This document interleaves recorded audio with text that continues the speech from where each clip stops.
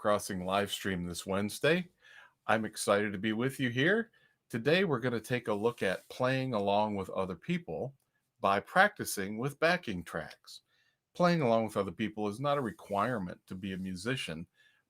Some of us are just perfectly fine playing by ourselves, but there is a particular joy that I have when playing with other people and having what I'm doing here be a part of what they're doing there, and it all works together. And so we're going to demonstrate one of the tools we have for us on Dulcimer Crossing. You may have already figured this out, and that's just fine. You may say, I'm scared of this, I'm not sure I want to do it, and that's okay too. Let's see, I want to open that up so we can say, have comments. All right, hello. So on Dulcimer Crossing, I'm going to give us a little tour here. On Dulcimer Crossing, we have the backing tracks library for premium members. If you scroll down when you're logged in the current site, you're blue when you're a premium member that have access to this, and all your pages have blue. So you scroll down into this middle section, backing tracks library, and you can see we have this long library. We've got 75 tracks in here so far. And in each one, you can see there is the title, the musical track. We often, not for everything, but we often have some tablature for playing along. If there's a mountain dulcimer tuning, there's a key we're in, there's a genre, and there's a style, and that's more tempo and that kind of thing. Now, the one we're going to take a look at today is called Laughter. It's an instrumental piece that I wrote many years ago. So I'm going to scroll to Laughter. You can see here. I'm going to take a look at the tablature. And you can see slashes here because these are just chords. And then there's some chords we can use for DAD tuning. And the chord shapes above are for hammer dulcimer playing. Now, if I go back to that, you can see there's also the MP3 track that I can play. And I can also download, so I can have access to it separately. Now, I also want us to take a look at where this is going to live in the new site that we're working on right now. The backing tracks library will be here. And we'll have a list of all the tunes that are available to us. I've got to get my window up here so I can see it. There we go. And it'll have the same information. It will not be sortable, but it will be in alphabetical order. Oops, you can see America the Beautiful has to be moved. We are under construction. And I've only got 25 of the tracks listed here. But then our goal is, or here's what we're aiming to do. Is it going to take us? Yes. It's going to look something like this, where you'll be able to see the PDF along with the track that you were playing and the title. This is going to move above here, and this is going to move here, so you can have them on the same page. Currently, they have to be on two different pages. Okay. Now, let's talk about some strategies for playing with a backing track. And let's close that. We don't need that anymore. I'm not sure we need that anymore. Okay. When I was looking at the PDF tablature for the tune, let me start the tune so you can start to hear it. Now I'm playing this through an external speaker using my iPod. This is a song that is in A. So if I want to play in my hammer dulcimer, let's go over here. What am I going to do? Well,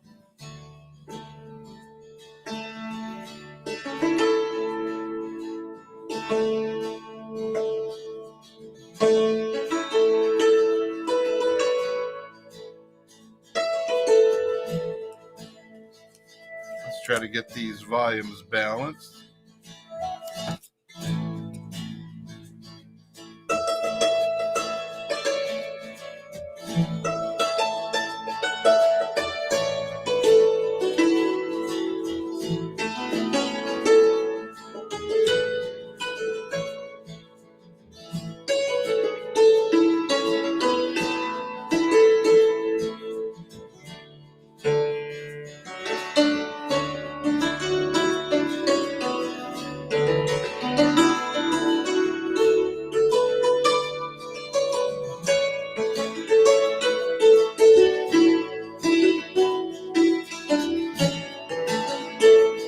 What am I doing? I know that I have places that I can play the A scale.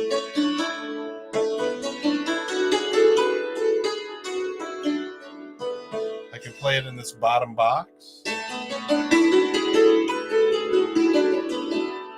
And I know that the song changed to D, so I went to my low D box.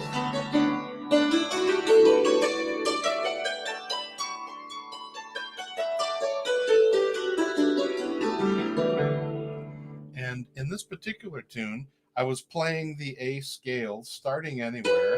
The two places that I like to start are the name of the key we're playing in, or the name of the chord we're playing on, and the fifth. Those are both very useful jumping off places. So when I'm playing on hammer dulcimer, that's what I'm thinking about. And I'm not trying to play. I'm just exploring. And I'm finding out there may be a note or two that I don't like as much as the other notes, but the fact that I'm in A, playing an A scale on the hammer dulcimer where there's no other competing notes means I'm going to have a good job of playing something that sounds pleasing to me. If it sounds pleasing to me, I'm likely to play it some more. Now, what about the mountain dulcimer?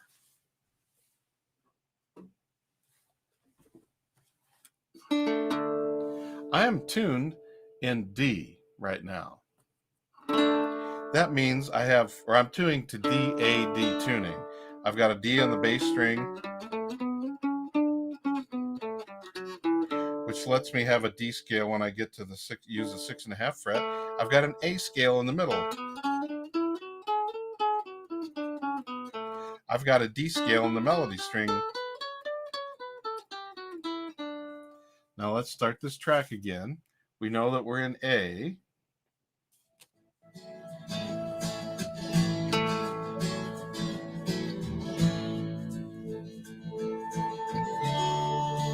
Move those microphones a little closer.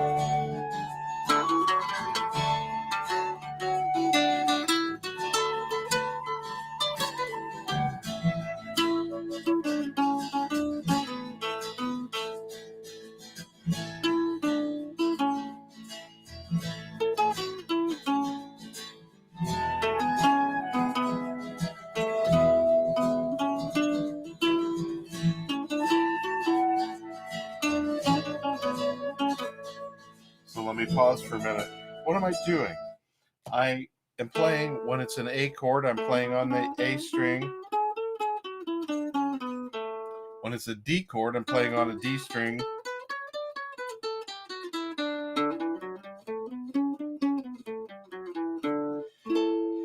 I didn't retune in order to play an A. I'm just using the mountain dulcimer as it is. Just like with the hammer dulcimer, I'm using it as it is. I'm just going to the place that I want to get the notes I want. I'm not looking for anything that's specific. I'm not trying to play music. I'm just letting the music flow. It was a great quote I read this morning. In the American, it's a Facebook, one of the pages, Vicky Sassiter from Cincinnati, American Folk School or Folk Music or something like that, shared that quote. Don't try to play music, just let the music flow. So I'm knowing where to look for that music to flow. On the A string, on the D string, and I'm just playing along. I always want to remind people that we're not working music, we're playing music. And the beauty of that is when we're playing music, we can play with it. Now, that means I'm not worried about hitting wrong notes. I'm not trying to hit right notes. I'm trying to play. I just want to play along. There was a place where in that thing I just did, it went to an E chord. I don't have an E string. What do I do? Well, E and A have a lot of the same notes in common. If I'm playing an E chord, this G natural isn't going to sound very good. So I got a little, I just waited until I waited. That's what I did. I waited until it got back to the home key of A. Now, let me pause and see if you have some questions or feedback that you would like to.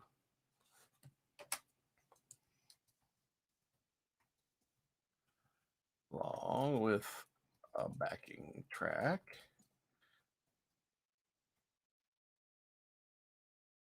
And this backing track is laughter. It's called Laughter. No, it's not that. Do not fill in my blanks, Facebook. Okay. And let me also get here. I forgot to open the chat for. Yes.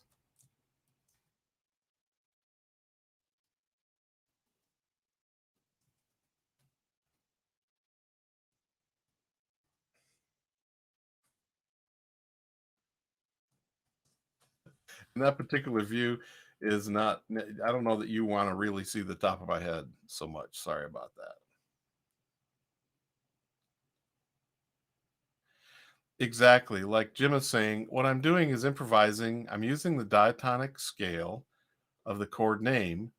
And because I have strings that are already tuned to those chords, it makes it real easy to find where they are, whether I'm on the hammer dulcimer or the mountain dulcimer.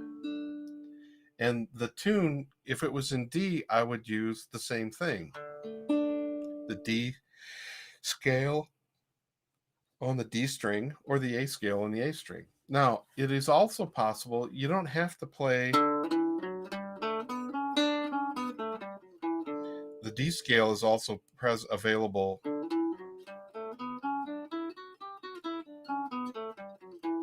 playing across the strings in 3 frets. Let me show you what I mean.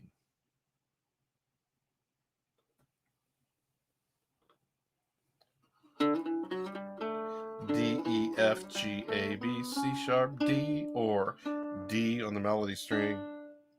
And those notes are the same names as the ones on the bass.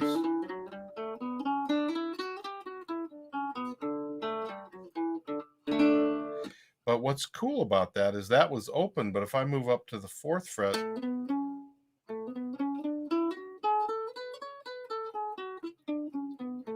keeping that same distance, this has got an extra half fret in here. Well, mine, this particular instrument does too. But if I play 4, 5, 6 and a half, 7, 4, 5, 6 and a half, 4, 5, 6 and a half, 7, that little box, as Bing Futch likes to talk about it. When I play in there, I'm going to find the notes that work with the key of A. So I can either be playing this way or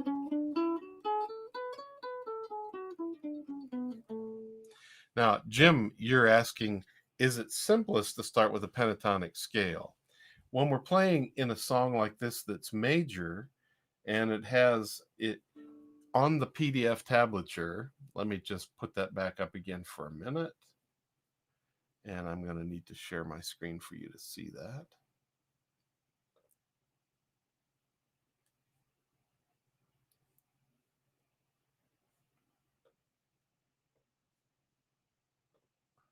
Here it is. You can see that we have an A chord. There's variations on the A chord. There's a bunch of them. It's all repeating when we're staying on one chord. Then we do another pattern, and then we move to the D chord for a little bit. We come back to the A chord. And then there's a time for the E chord, and then we're back to the A chord.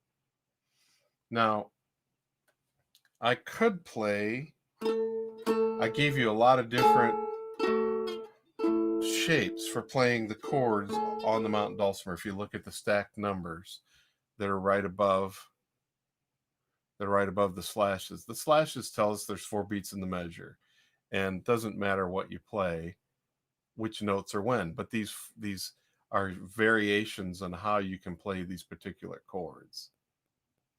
But I'm not worried about the suffix right now. I'm just worried about what is my tonic center. My tonic center for most of the song is going to be A. And I know that if I stay with that all the time, it's going to work. Now, I'm telling you this because you ask about the possibility of playing pentatonic scales.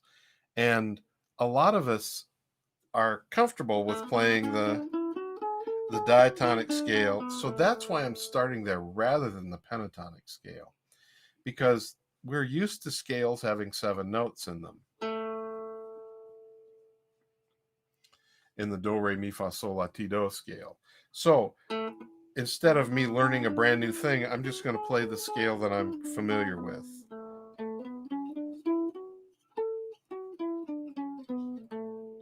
And I'm doing that in the melody string, or the middle string, from 0 to 7. If I play 4, 5, 6.5, 7, 8, 9, then if I play 10, I'm going to get the Mixolydian scale when I go from the 4th to the 11th frets. So that makes, I'm starting to play a gapped scale where I leave something out. On the dulcimer, that's not, we like the fact that we don't have to leave things out. So if I'm starting the place where I don't have to leave something out, it actually, I think, is easier to begin by playing the actual scale, all the scale tones. I think it's the same for the hammered dulcimer. And let's look over there for a minute. Because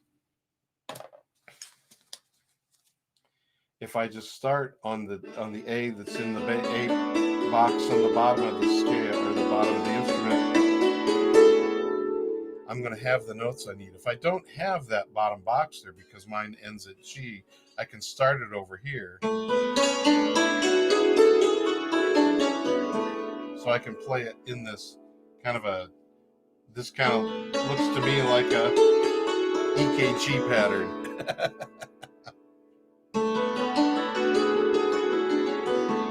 If I play straight up, however, starting on an A, I'm going to skip 7 because that's not the name, that's not in the scale. And that would be called a septet. It's 1 note less than 7, so it's a heptatonic scale. If I was to play the pentatonic scale, I'm going to be skipping 4 as well. Going straight up and down, that means I'm skipping all the marked courses but the first one. If I'm playing in the box, I'm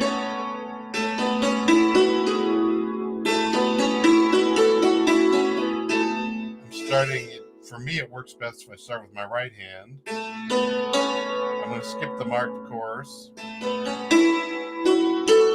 I'm going to skip this just below the marked chorus on the other side.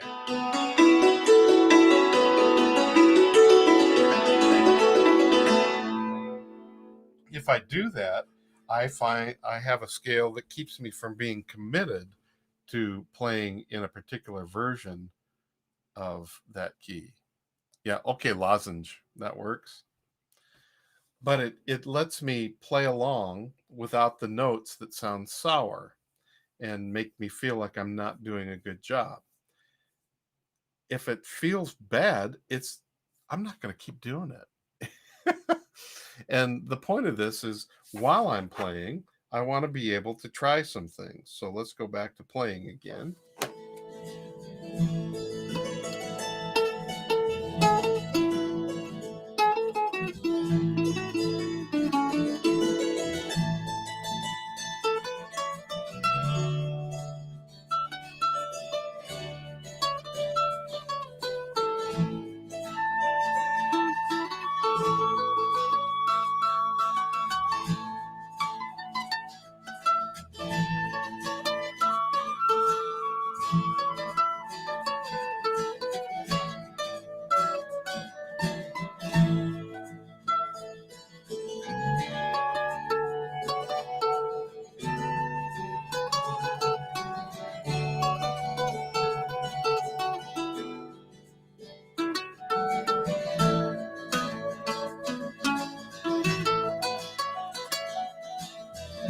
slightly shift so you can see what I'm doing over my shoulder.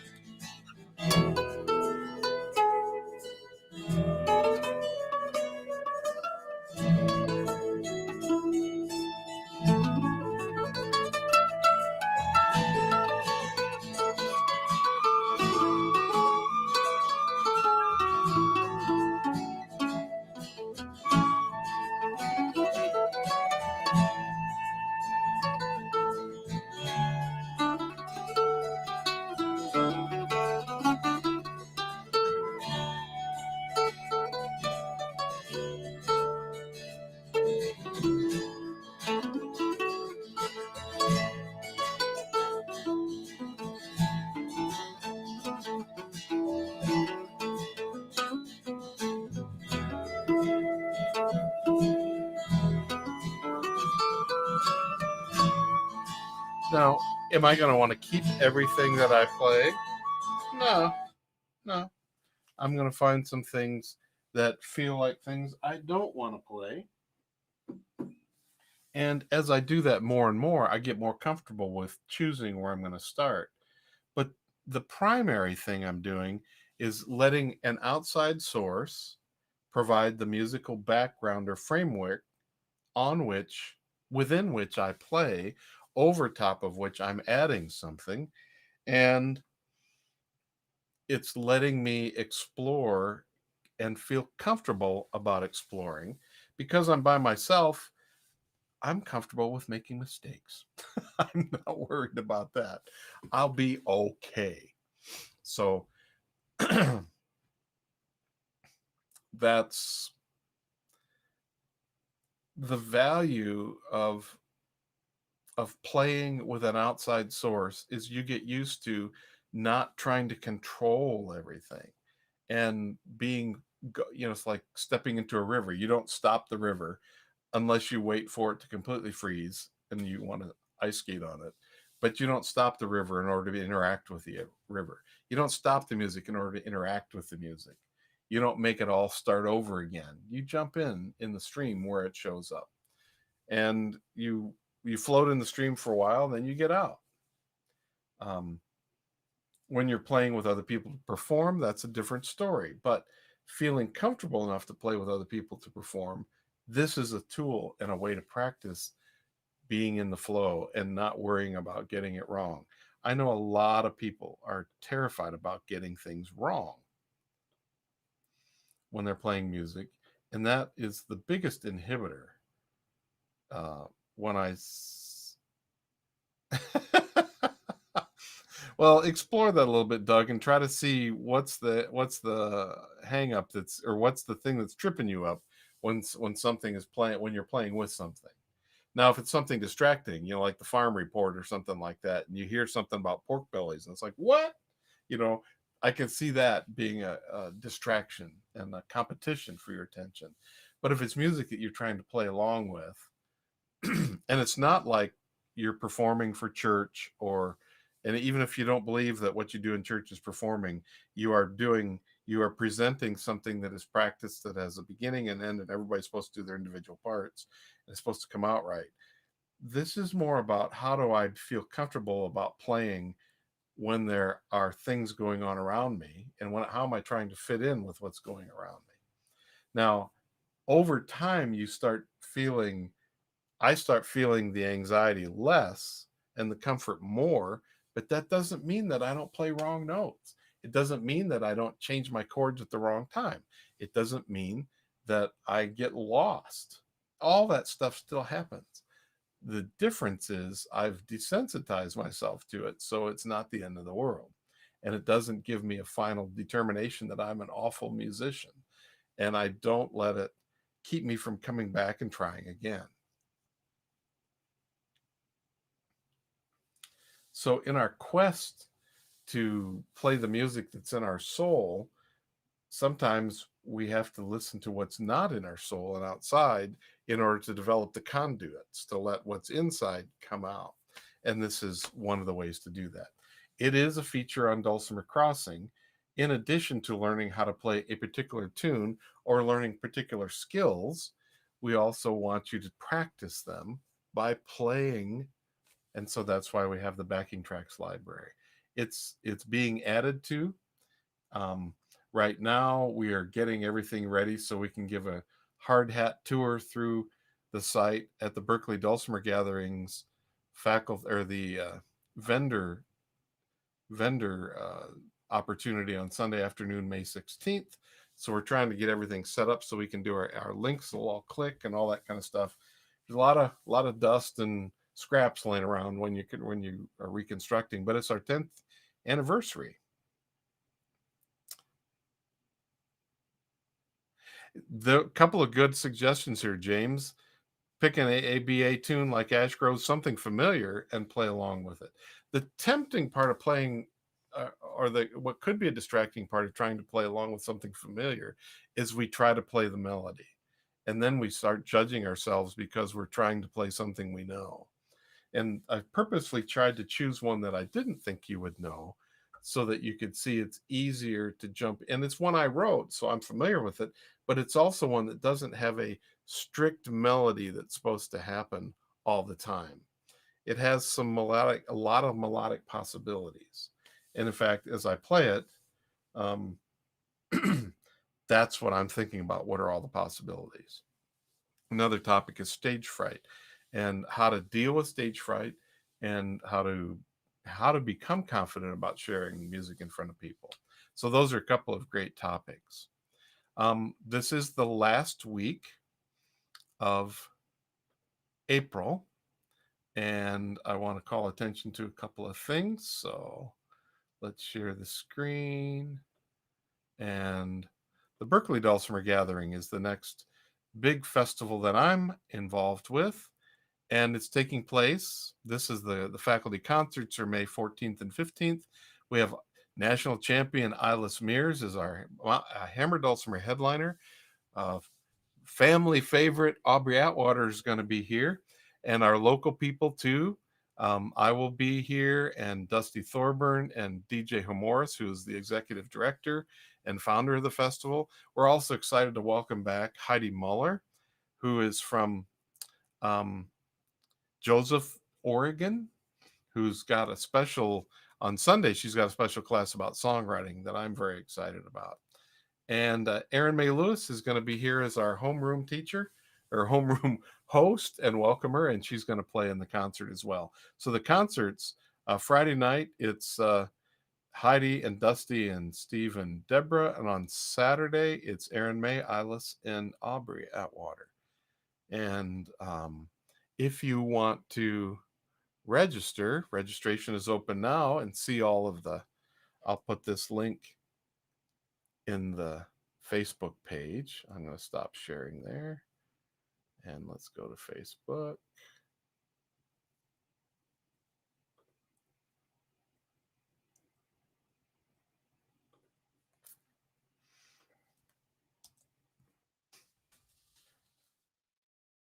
And then the other thing to let you know about, because it's coming up very quickly, is this Sunday, May 2nd. Let me get it up here. This is what happens when you're your own producer. It takes a little while to get things going. There we go. And let's close you. Oh boy. And let's go back to, here we go. I want to share the screen and show you. Registration opens for the Quarantune 4.0 Festival, June 3rd to 6th. So we're about a month, we're coming up about 5 weeks right now, a month away. But we've got over 50 instructors, 500 workshops. I'm excited to be able to teach some new ones as well as some favorites from the past. But Sunday registration opens at 4 p.m. And this is a festival where several workshops do sell out.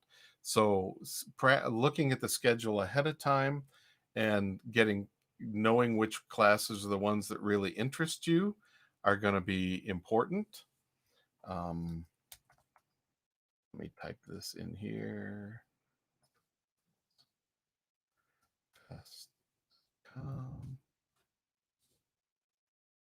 Let's see. Yep, it's going to open up. Good.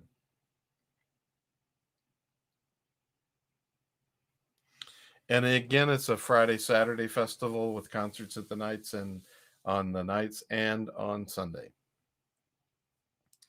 And it's a cast of a lot of thousands. Now, Jim, I know you've already talked about the fact that the first time it was available, you took every workshop opportunity there was, and you're thinking that was a bit of overkill.